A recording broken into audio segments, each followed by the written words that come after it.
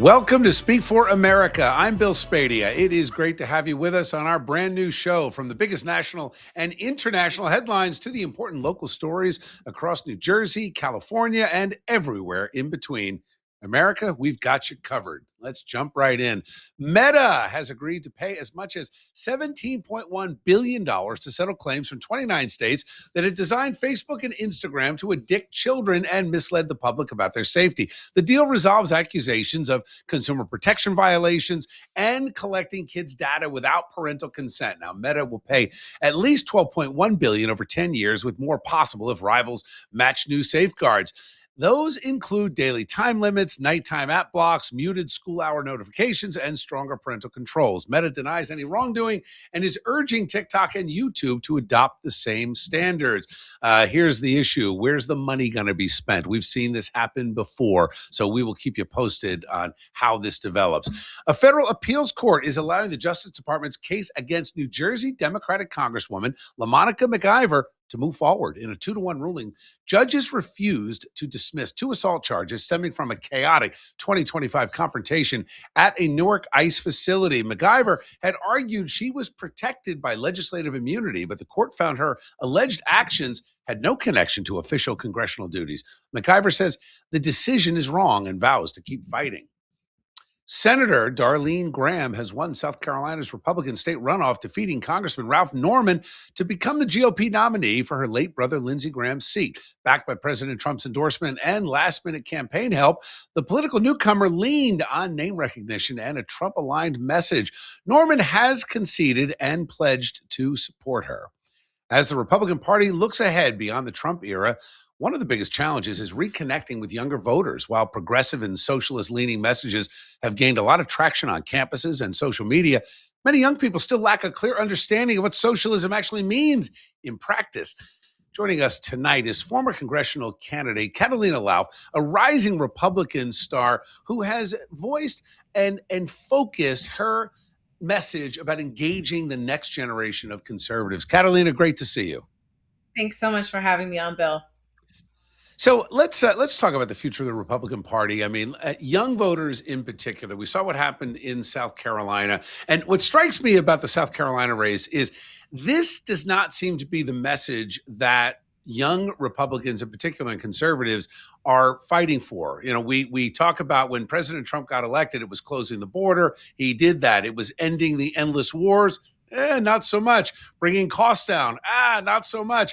And then you've got people like Mamdani in New York promising free stuff. So where do young people go, and what's your message to these Republican leaders? Well, Bill, first and foremost, people like AOC, for example, have now been in the political space for almost a decade. And so we in the Republican Party, I've been a candidate. There have been incredible millennial candidates. Look at Congresswoman Anna Paulina Luna, who she lost her first race and then won her race. You've got other people like Congressman Brandon Gill. You have sort of these up and comers, but at the same time, someone like AOC has been on the scene for a really long time, and the other squad members. And then you look at Mamdani, where he won handedly with particularly millennials and particularly millennial young women. And so we on our side haven't had enough counter voices. We have a few, but we don't have enough people in that peer-to-peer messaging. In that scenario, no, when a young person is even thinking about voting, if half the time they even come out to vote, we're seeing, an uprise in some millennials coming out to vote, but for the most part, they're really not engaging in primaries or even in the general elections. Right. What really did help, though, was when Trump went on all of those podcasts that were, the young Theo Vaughn. I think he was on Joe Rogan. That is where young people are getting their messaging from, and the people that they're seeing. Whereas the squad and these crazies on the left have been doing this now for a decade. So they've been manipulating them for a long time now. Yeah.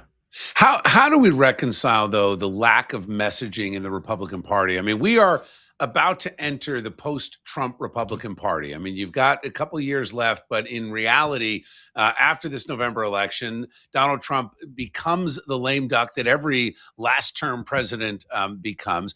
And how does the Republican Party reconcile some of the lack of messaging on, let's just use affordability and this whole culture of endless wars? It feels like there's a huge split. I mean, he went after hard, Thomas Massey and others, and we pushed through the big beautiful bill, and all of a sudden now the debt hits $40 trillion.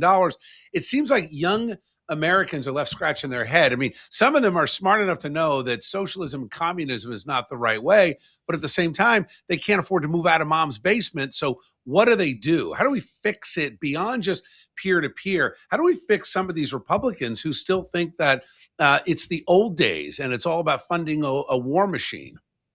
Well, it's twofold. I would say that, my husband's a global war on terror vet, and I would say that, this is not an endless war. But what I will say when it comes to things like affordability is that we can't be looking at these things from just a present day structure. And that is the problem. A lot of the, younger generation, younger voters, they're not looking back at what life was like economically under the 45 administration, for example. Like, we need Right. business growth conservatives in office in order to continue on a pro growth conservative lifestyle. And, look, a lot of these millennials are, talking bad about capitalism when they're in an Uber that was only created because of Right. capitalism, drinking their, capitalist infused lattes from Starbucks. They're not understanding why we have these structures and why we have this economic system that is the greatest in the world. And so, I try to write this in Time to Choose, my book.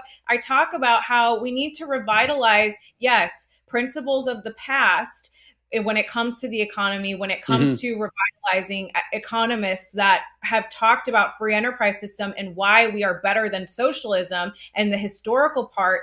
But I also will tell you, Bill, we need to revamp the party in general. Look, there's an establishment part of the party that was very much against President Trump. They didn't want a disruptor.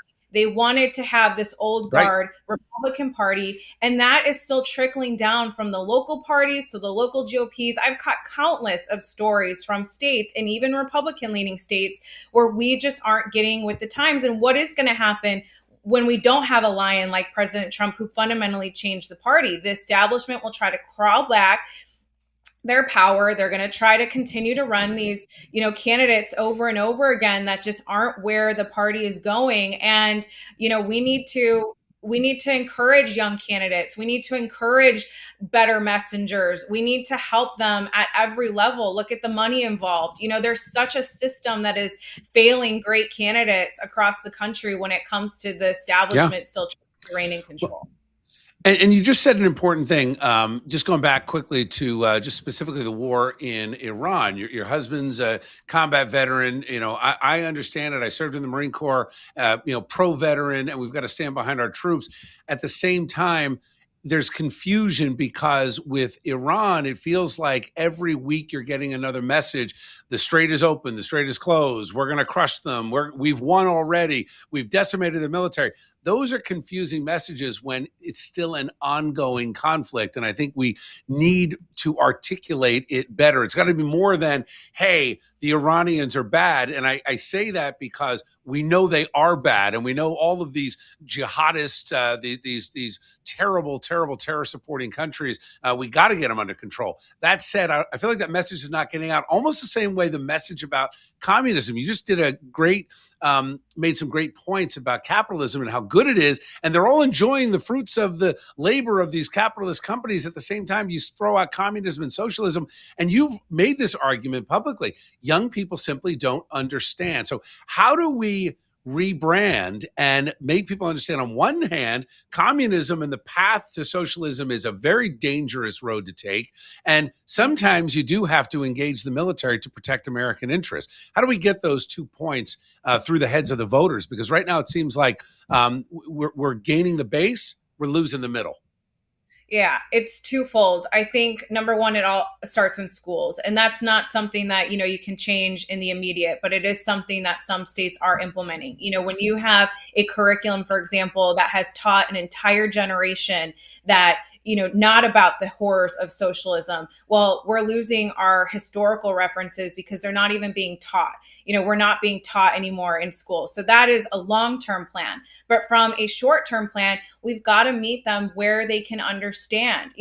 A lot of the times, again, millennials aren't understanding that the reason why we even have, housing, for example, there was just a study that Hmm. illegal immigrants are a cause of, inflated housing Right. prices.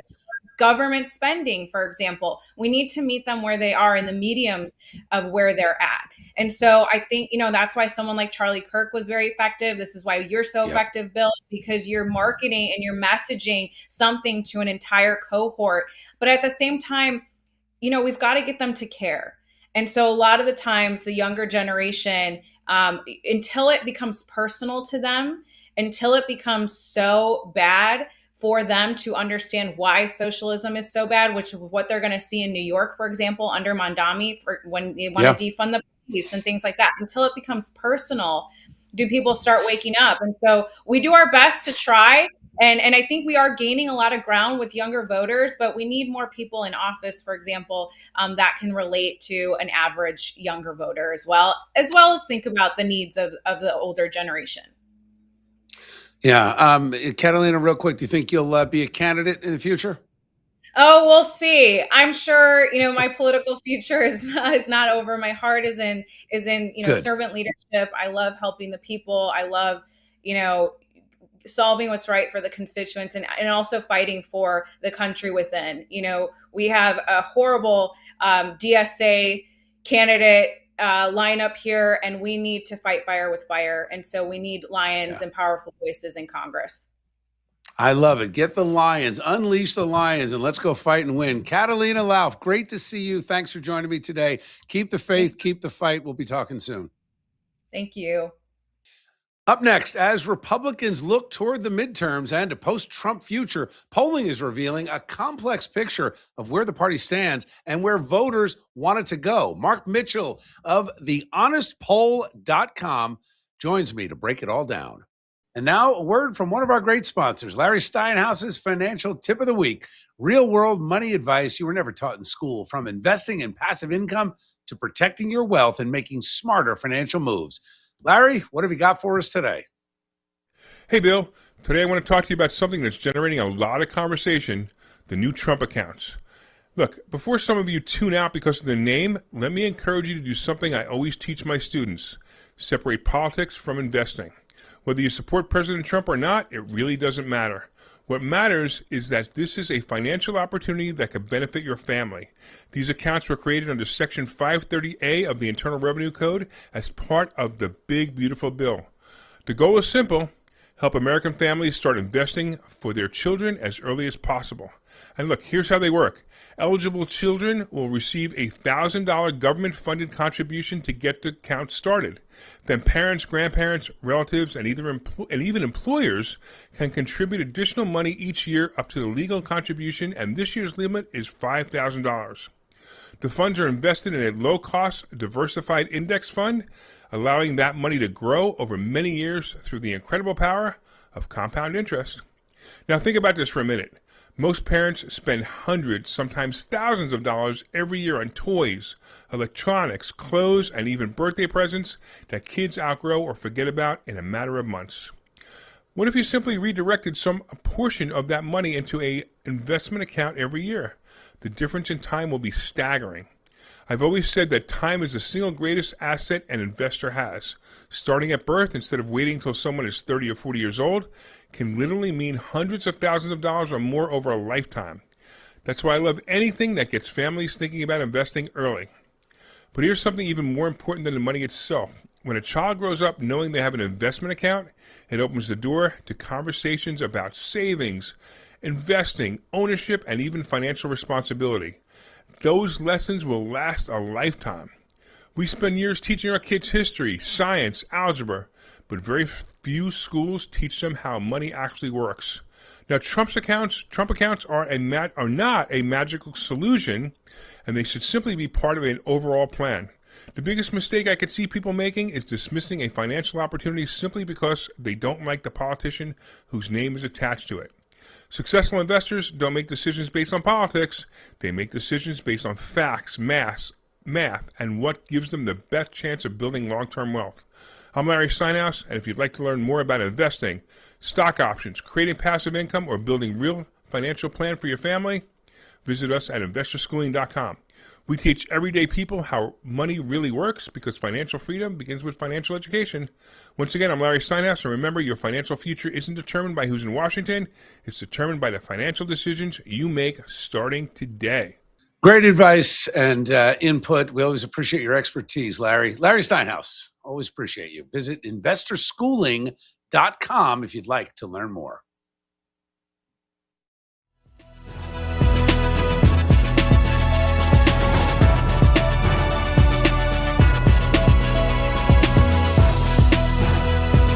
Welcome back to Speak for America. I am Bill Spadea. President Trump's legal team has filed a new appeal in New York asking the state's highest court to throw out the liability finding of the civil fraud case that once carried a $464 million judgment. The brief argues the case should never have been brought, claiming legal flaws, no actual victims, and political motivation by Attorney General Letitia James. While an intermediate court already vacated the monetary penalty, Trump is still fighting the remaining restrictions and the underlying liability ruling. As Republicans look ahead to the midterms and a post-Trump political landscape, new polling is painting a complex picture of the party's future. Joining me tonight is Mark Mitchell of thehonestpoll.com. Mark, good to see you. Yeah, great to be back. It is interesting what's going on. Hard to predict. Yeah, well, let's talk about it. Let's first, I mean, you're tracking the data, and how would you, first of all, talk about what we're hearing about polling itself? You know, a lot of the polls have been wrong in terms of the candidates, and we see some of these Democratic socialists not doing as well as they're showing polling. And what's your first assessment on the polling that's out there describing the impact of what's going to happen in the races? So polling is useful, but it's also not perfect. And it's a lot harder when you have smaller turnout races like a Democrat primary.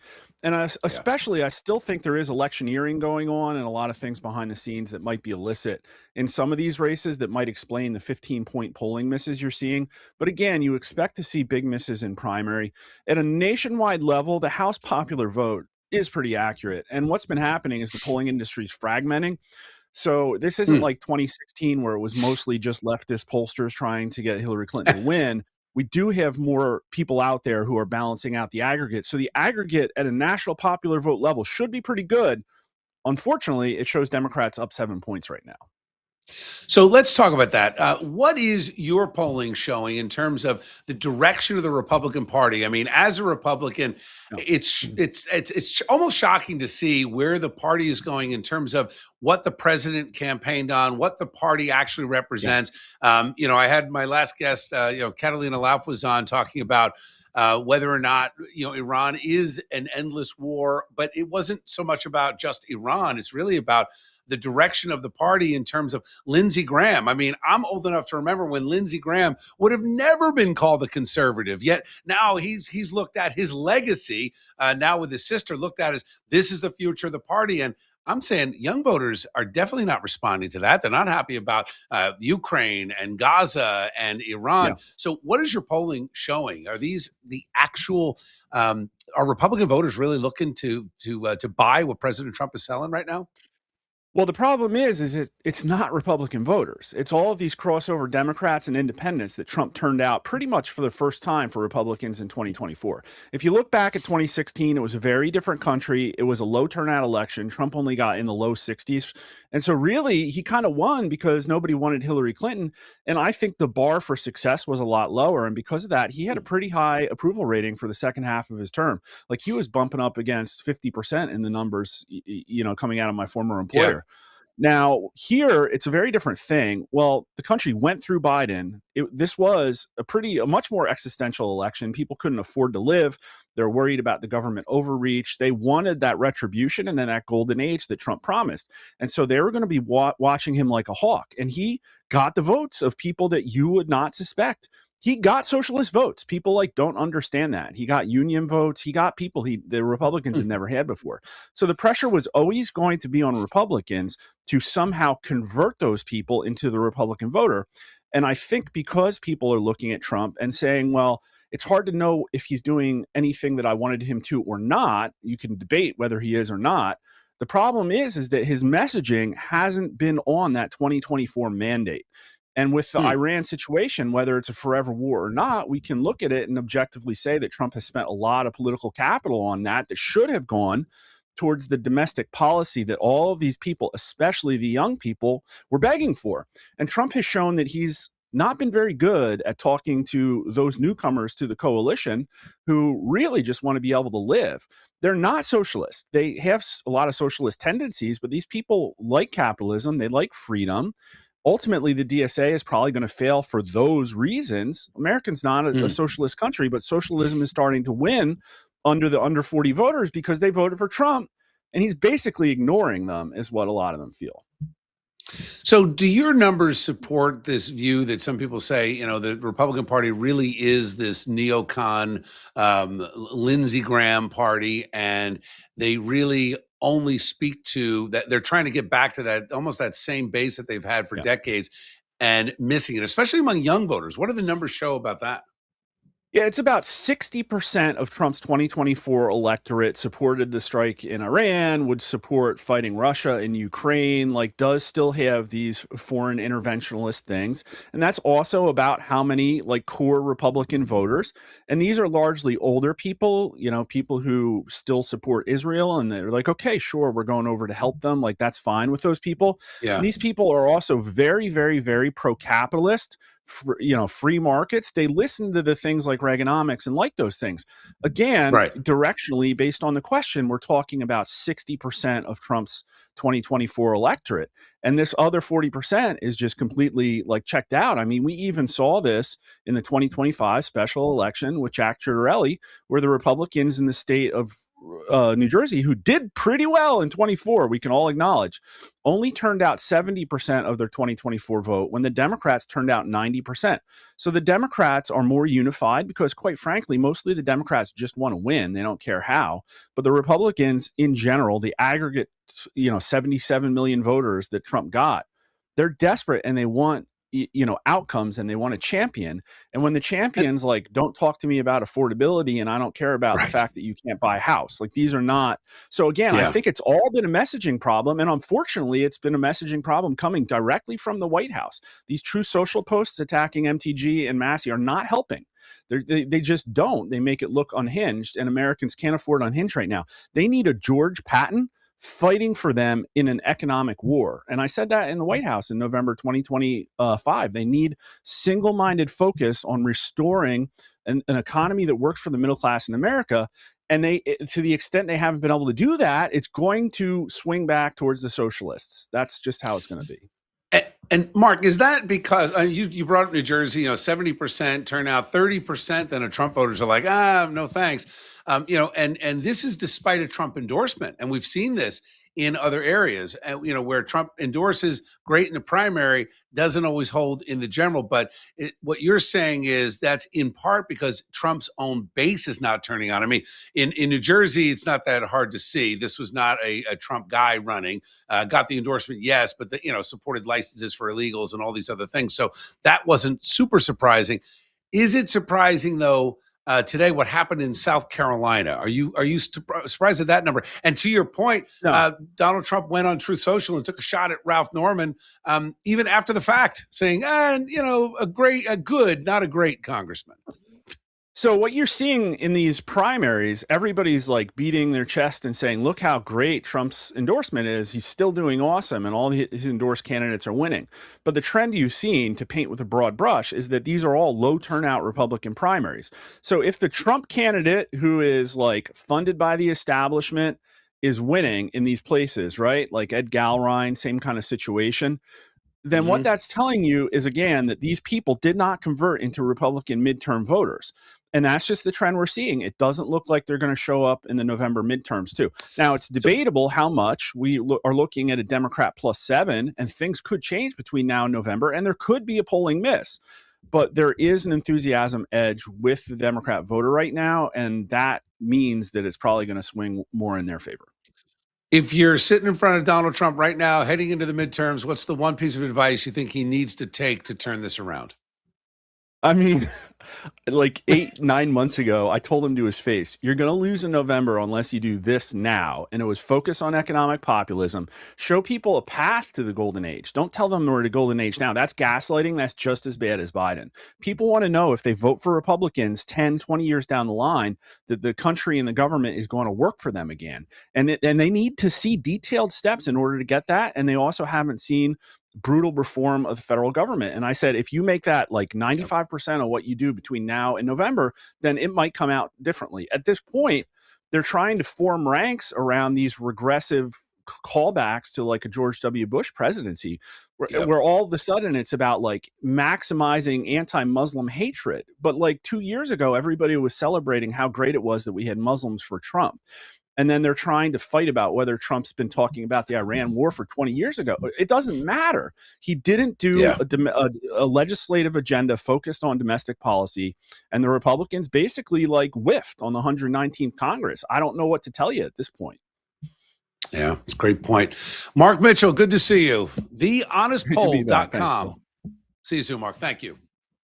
Up next, former New Jersey Governor Jim McGreevey joins me. He is helping people rebuild their lives after prison through a commercial driver's license program. He joins us to explain how the training works, the results so far, and what's next for the effort. Now, let's check in with another great sponsor, Dr. Adriana Lombardi, Skin Cancer and Cosmetic Surgery Center of NJ. Here at the Skin Cancer and Cosmetic Surgery Center, we really love to get to know our patients. We want to work together with them to reach their goals and make them feel the most comfortable they can. I was planning to open the Skin Cancer and Cosmetic Surgery Center. I wanted a personalized approach to medicine. I felt that medicine was getting commercialized in general, and I had a vision of opening my own practice, including my sister who's a medical esthetician, and being able to treat the patient as a whole. We offer cosmetic procedures, we offer skin cancer surgery, we have general dermatology visits, and different types of non-invasive aesthetic treatments all under one roof. I focus on non-invasive treatments that help better your skin health and help you also feel good from the inside out. I try to approach each patient like a family member. I really love to get to know my patients. We have their best interests in mind, so we want to hold their hand on their journey of feeling better about themselves or getting the right treatment done. Whether it's something non-invasive to something more invasive, we want to make sure that we're thoroughly explaining what the procedure entails, and we're also managing their expectations so we are both on the same page when it comes to results. Here in the office, I made a promise that we would always use the highest end technology, the most innovative technology and techniques for our patients. That goes from cool sculpting to Cutera's microneedling device that also is for skin tightening. And then we have different types of lasers by the Luminous that also deliver great results for pigmentation or scars, wrinkles, anything you're looking to address. After the procedures in our office, our patients often feel so much better about themselves, and people go about life a little bit differently when you have more confidence. So I really feel like it's so important to be the best version of yourself. Dr. Adriana Lombardi, Skin Cancer and Cosmetic Surgery Center of New Jersey. Visit sccsnj.com.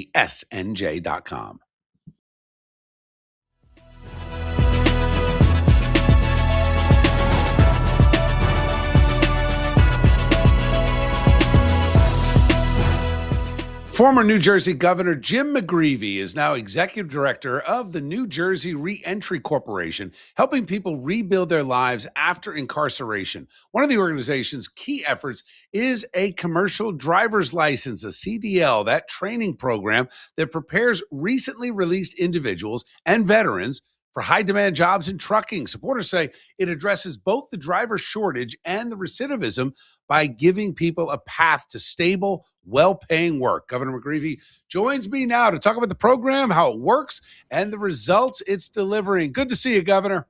Hey, Bill, it's great to be with you. And I just wanted you to know that I got my USMC mug today because I knew it was going to be on with Spadea.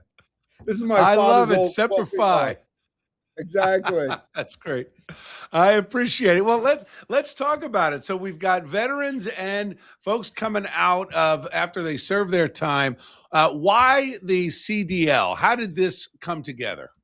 So Bill, what we understand is like there's a driving shortage. There's a trucker shortage in the state of New Jersey and in northern New Jersey. So basically, even though we use rail and we use airports, truck drivers typically will pick up from rail, whether it's traditional rail lines or pick up from the airport and move trucks and distribution all throughout northern New Jersey.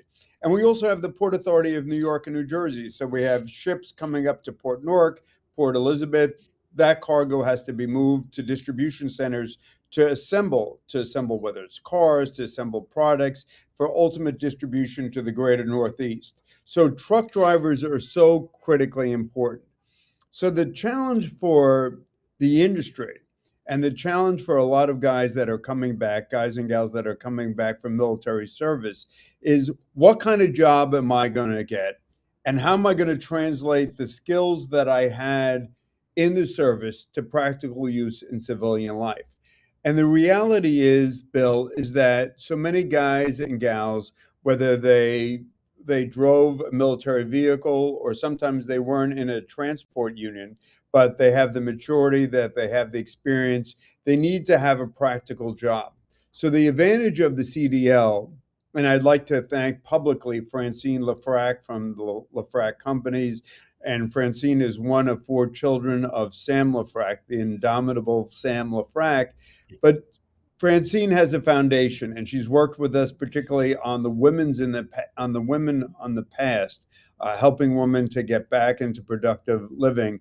But her focus was on veterans. And so what this program does is we have a great partnership with Easy Wheels. And if you think about it, most guys and gals that have gone through the military service will have their driver's license. What they don't have is a commercial driver's license. So what we do is we partner with a local Easy Wheels office to put them through the program, and they're at their own schedule. So sometimes guys or gals are working at night, or that they've got a pickup, or they got a family emergency. So they do it at their own schedule. Easy Wheels has a course curriculum, but they also have the ability that if you can't make a class, they try to be rigorous and try to make sure you drive good outcomes. But at the end of the day, they'll work with the veteran to make sure it's on their schedule. And what I love about this, Bill, is when they graduate, they have the opportunity for a good job. If they're driving locally, they make $62,000, $67,000 a year. If they're driving what they call over the road between New York and California, they can make at least 20, 25,000 more than that. But it's a tough life.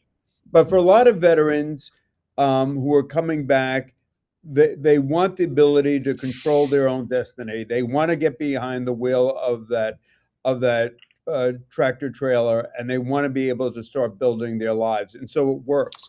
And so, whether it was the Trump administration, whether it was the Biden administration, whether it's the Sherrill administration here locally, it's understanding putting people back to work. And for the veterans, it's so good. Well, first of all, I appreciate that you are able to work across the aisle. It's not about partisan loyalty. It is about the results and the people. And I think, it's great. When we first reported on this, we talked about this with in the context of the Trump administration pushing this, and you guys are right there front and center. So I think that's awesome, number one. Number two, I want to go back to the prisoner reentry, this idea that someone serves time. I mean, I'm a believer in redemption, and if you do the time and you've served your time, well, you're going to get out, and every sentence shouldn't be a life sentence. Some sentences are designed to end, but then what happens next, especially in New Jersey? And you've been on this for a while. So tell me that process. How do you, guy, let's say he does 10 years behind bars and he comes out and he's still in his, I don't know, he's early 40s, late 30s. Yep. How do you get that guy and transition him into Yeah. the post-prison Bill, world? thank you, Bill. That's such a great question. So, this started when Governor Chris Christie, when Governor Christie was governor, and he said, "Look, we were in the middle of the opioid crisis, and the opioid crisis then went into the fentanyl crisis." And so basically, we had people that were one of our death rates were precipitously high. So the governor said, we've got people coming through the criminal justice process, Bill, that were using heroin, and then they would go after they, let me back up. First, they started with prescription drugs. And after they became addicted to prescription drugs, they'd go from doctor to doctor to doctor. They would doctor shop. And then they would pharmacy shop. And then after all hell broke loose, they would go to the streets and use heroin and use dope. And so then what happened is, as bad as heroin was, fentanyl was even worse. Fentanyl was 50 times stronger typically than dope, than heroin. And so people were like dying. And this is just crazy because guys and gals were looking at their friends that were dying, Bill, and they would, like, on a lot of dope, there may be there's a stamp, and they would literally try to get a hold of the dope that had that stamp, even though their buddy or their friend or their girlfriend or their boyfriend had died. The cravings were so intense. So Governor Christie said, Jim, we've got to do something about this. And so we started making sure we connected people right out. We connected people to detox. We connected people to treatment, residential treatment. And then we got people into something called IOP, intensive outpatient treatment. That was one component of it. And Governor Christie said, look, we've got to do this, particularly in Monmouth Ocean, which was then the epicenter of the heroin fentanyl crisis. And so we started, but Chris was also a former member of the U.S. Attorney's Office, and then from the Christie administration to the Murphy administration and now to the Sherrill administration, understanding that overwhelming number of people are going to get out of prison. Now, I was a former assistant prosecutor. Some people, candidly, should never get out of prison because of their malevolent, bad behavior. No doubt about it. Yeah, but for the overwhelming percentage of people, especially kids that didn't have an opportunity to have a father the way so many folks did, and I'm talking about young men, but young men and women, that somebody who bluntly kicked them in the pants and who provided specific goals. Yeah. These guys come back and they're looking for something to do. And what happens is, when there's no opportunity, when there aren't educational opportunities, there aren't employment opportunities, sometimes the only thing that people could do back then, Bill, was to sell drugs. Not that, obviously, I think that's wrong and that's heinous. But I mean, if you're growing up in the projects, there aren't many other business opportunities. So I think the goal was to say, all right, somebody comes out of prison, what's the first thing they need? The first thing they need, Bill, is typically you come out and the only darn thing you have is the DOC, Department of Corrections ID card. So what are you going to do with the DOC ID card? Who's going to rent you an apartment? Who's going to give you a job? It's not. So what we do is we have people come into the reentry sites. And the old way of doing reentry is to get Spadea or McGreevy a job, and then it would last 6 months or 9 months, and then they'd lose their job. Because if you're living in a shelter and you have all the craziness and all the chaos of a shelter, it's hard to focus on work.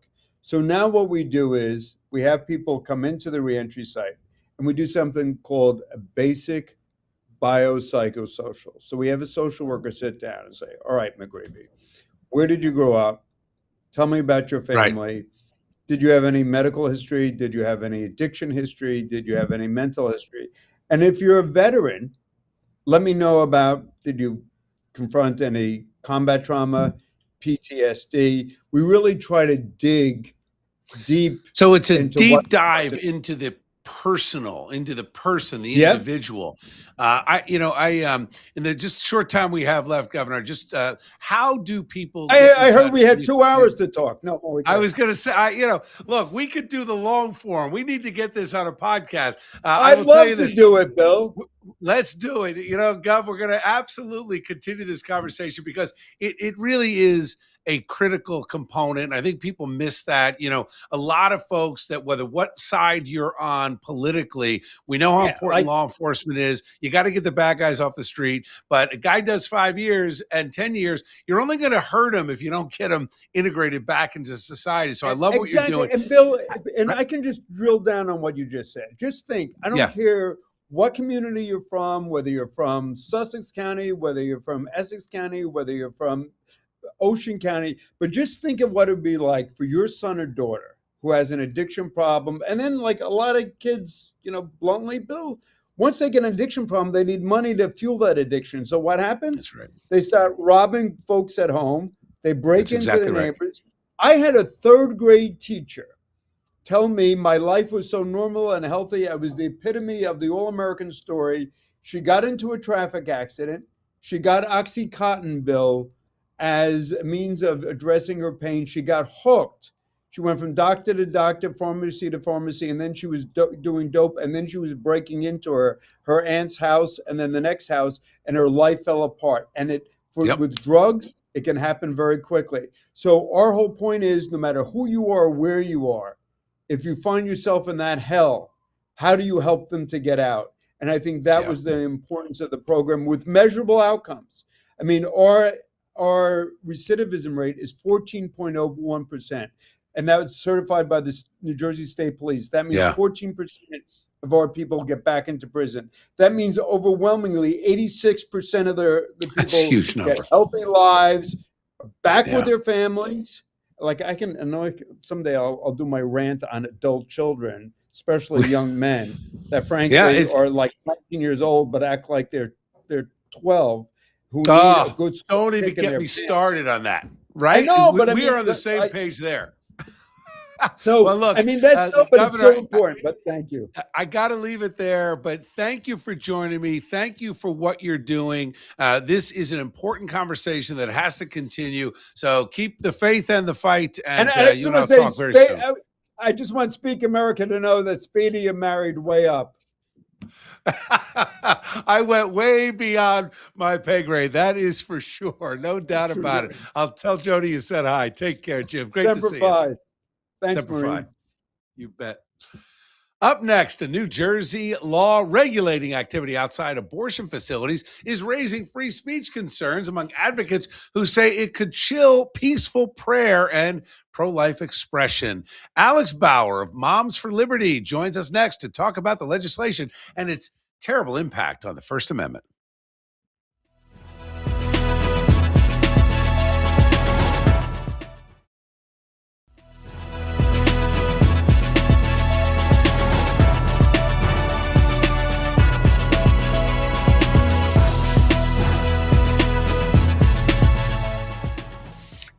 Welcome back to Speak for America. I am Bill Spadea. A new law in New Jersey regulating activity outside abortion facilities is drawing sharp criticism from free speech and parental rights advocates, saying that it chills peaceful prayer and restricts pro-life expression. Joining us tonight, Alex Bauer from Moms for Liberty to discuss the legislation and its impact. Alex, great to see you. Great to see you, Bill. Thanks for having me on. So, Alice, you and I have had this conversation many times. Tell me just briefly how this law is impacting people who want to go out and pray in front of an abortion clinic, and equally important, the work of groups like pregnancy resource centers who are actively trying to provide alternatives and help women who are in distress and crisis. Yeah. So, I mean, here's the thing. They're calling it a shield law, right? But as Sean Hyland so beautifully put it, it's more like a sword, not a shield. And it's going after free speech. It's going after prayer. It's going after our Constitution. And it's bad enough that it was passed the way that it is.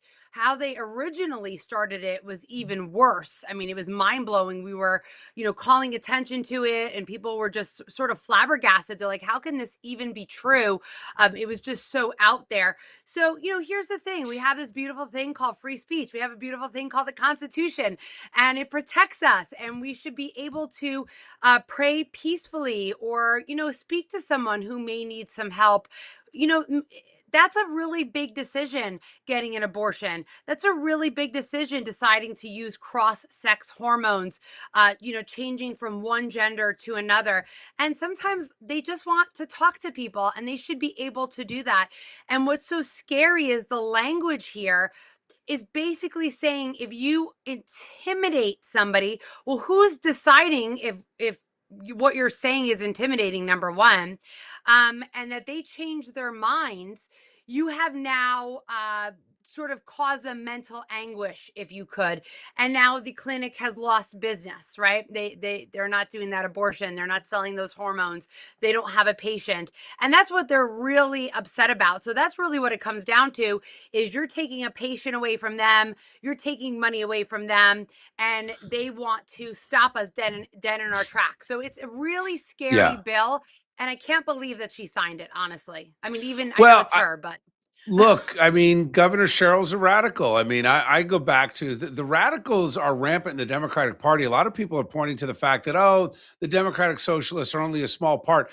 Absolutely not. The mainstream of the Democratic Party is behind pushing transitioning on children, transitioning and profiteering on not just the hormones, but these mutilation surgeries. And then you look at what this law is preventing. On the one side, you get a pro-life group or a pregnancy resource center group that rolls up with a van, with a nurse, a medical practitioner there to offer an ultrasound and share the results. The problem with these abortion clinics is, even though they are doing some of the same things, they're not sharing the results with the patient. So the woman has no idea. When women see what's growing inside them, 80 to 90% say, I want to bring this baby into the world. And the problem is that this law prevents you from even having that conversation. On the other side, the idea that children, most of these kids who act out in a way and they are confused are just fine. They're just acting out. The idea that acting out could be made permanent.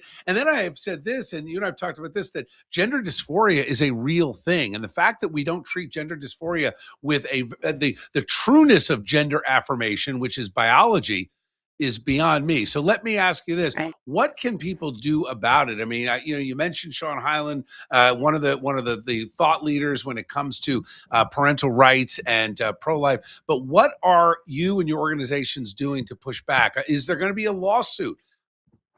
Yeah, so we've definitely talked about it. Until that's sort of finalized, there's not too much we can say about that. But yes, we're definitely not backing down. We never back down. We're not going to allow people to be forced into any procedure, whether it be an abortion, whether it be, changing their gender, without all the facts, right? I mean, this is something that we talk about often. You have to make a decision when you have transparency, truth, and all the facts. And then you yourself can make that decision. We don't want to make a decision for anybody. That's your right to make that decision for yourself. But if you're only getting half of them, that's not fair to the person. So definitely we're definitely not backing down. We're talking to the right legal counsel that we need to right now to figure out what we can do, because this is a direct violation of free speech and our Constitution. It's a direct violation. So we are definitely and the going goal to be is to back. shut you down through litigation. The goal is to find the groups and discourage any activity in front or near these clinics. Real quick, Alex, about 20 seconds But left. we're Have you in seen the right, so it's okay. are the resource centers still sending the vans though? To your knowledge, has it actually stopped the activity? They're not stopping. So to my knowledge, no, we're not stopping. We've just said to please wear some sort of recording device on you, or to record on your phone, so that everything, because they're going to try and say that you're saying something that you're not. This way you're protecting yourself and you have proof. But we will never stop. Strength in numbers. And we're here to help anybody that needs help. Well, and it's about the kids and the families and the parents and and the value of helping people get real help, not be fed into the profiteer machine that has become this whole gender issue and abortion. Thank you, Alex Bauer, Moms for Thank you. Liberty in New Jersey. We appreciate you always. See you soon. Thank you. Thank you. All right, can't make it up. The NYPD investigating something that sounds like it came straight out of a Ninja Turtles movie. 3 people caught on camera climbing out of a manhole near Penn Station last week wearing overalls and headlamps. Detectives believe the scavengers are migrants searching the sewers for valuables. No arrests yet in this incident, and officials stress entering the system is both illegal and extremely dangerous. Got to tell people not to go into the sewers.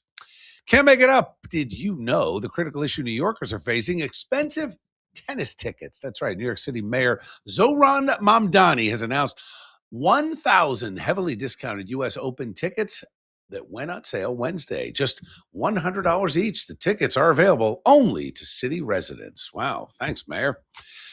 The website showed more than 600,000 people in line for these discounted tickets when we checked in. Now, who would have thought socialism, communism, and long lines? Haven't we seen this? Russia, Cuba? Yeah, come on. I wonder if you're going to have to show ID to get those tickets. And you can't make this up. Shocking video shows a San Francisco Muni light rail operator appearing to fall asleep at the controls last month before slamming into a stopped train. The July 31st crash in the Parkside neighborhood shattered the windshield. Thankfully, no one was injured. Transit officials say preliminary findings point to operator error. Really? Caused by, well, fatigue. Thanks for watching tonight, guys. I enjoyed spending time with you and look forward to continuing to speak for America. I am Bill Spadea. Keep the faith and keep the fight. See you next time.